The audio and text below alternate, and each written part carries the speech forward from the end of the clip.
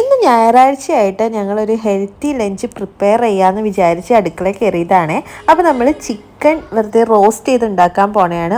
എണ്ണയൊന്നും അധികം ഒഴിക്കാണ്ടുള്ള ചിക്കനാണ്. അപ്പോൾ കുറച്ച് മഞ്ഞൾപ്പൊടി, മുളക് പൊടി, പിന്നെ പെരിഞ്ചീരകം, ഉപ്പ് ഇത്രയും മാത്രം ഇട്ട് നല്ലോണം മാരിനേറ്റ് ചെയ്ത് വെച്ചിട്ടുണ്ട്. നമ്മൾ ഈ ചിക്കൻ ഉണ്ടല്ലോ റോസ്റ്റ് ചെയ്യുന്നത് എണ്ണയൊന്നും ഇല്ലാണ്ട് ജസ്റ്റ് ഫ്രൈ ചെയ്തെടുക്കാണ്ട് ചെയ്യുന്നത്.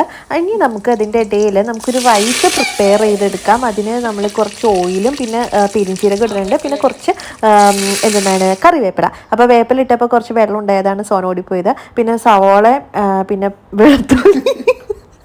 വെളുത്തുള്ളി, ഇഞ്ചി എല്ലാം കൂടി നല്ലോണം വഴറ്റിയിട്ട് പിന്നെ കുറച്ച് പച്ചമുളകും പിന്നെ കുറച്ച് വെള്ളം കൂടി ഒഴിച്ച് ഒന്ന് ചൂടായി വരുമ്പോഴേക്കും നമുക്ക് അരി ഇട്ടിട്ട് കുറച്ച് അരമുറി നാരങ്ങയും കൂടി പിഴിഞ്ഞിട്ട് ഒരു വിസിലിൽ നമ്മുടെ റൈസ് റെഡി ആയിട്ടുണ്ട്. എന്നിട്ട് നമുക്ക് അതിൻ്റെ ഇടയിൽ നമുക്ക് നമ്മുടെ ചിക്കൻ ഫ്രൈ ചെയ്യാൻ വെക്കുക. അപ്പോൾ ഞാൻ സോനയും ഞാനും കൂടി ഹെന്ന തയ്യാറാക്കി വെച്ചിട്ടുണ്ടായിരുന്നു ഇന്നലെ രാത്രി.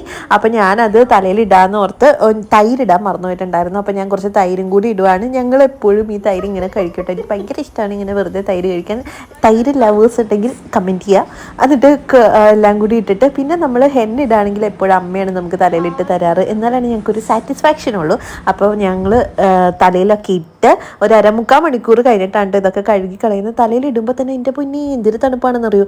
അത് കഴിഞ്ഞ് ഇതേ നമ്മുടെ എല്ലാം റെഡി ആയിട്ടുണ്ട്. അപ്പോൾ ഞാൻ അതിൻ്റെ ഇടയിൽ ഒരു സർലാസൊക്കെ ഉണ്ടാക്കിയിട്ടുണ്ടായിരുന്നു. ഇതാണ്. അപ്പോൾ റൈസും ചിക്കൻ റോസ്റ്റും പിന്നെ സർലാസും കുട്ടി ഒരു പിടി പിടിച്ചു. അപ്പോൾ ഇത്രയേ ഉള്ളൂ. Okay, by.